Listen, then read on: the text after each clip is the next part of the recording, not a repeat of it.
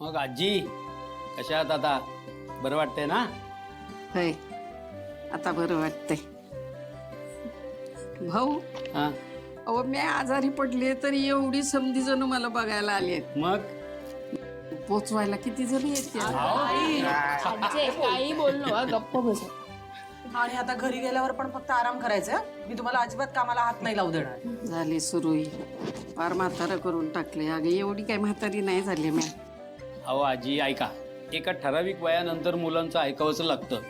अनुभवावरून सांगतोय मी. आता गंमत पुरी झाली. बर बर बर. आजी कसं वाटतंय आता? हात कसा आहे? बरं वाटते.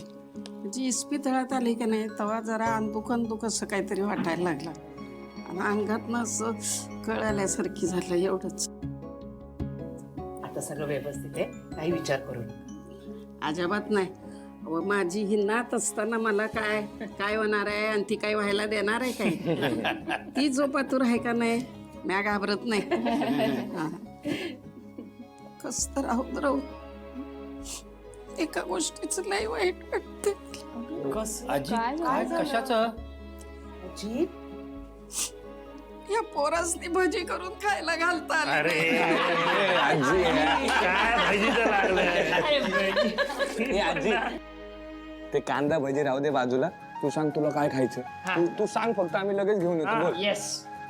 आजींना आता पथ्य पाळायची आहे.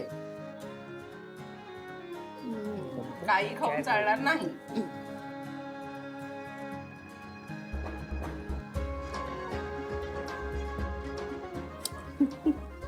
अगं, बघ. माझं गुन्हे लेकरू आहे. तुला कळायला पाहिजे.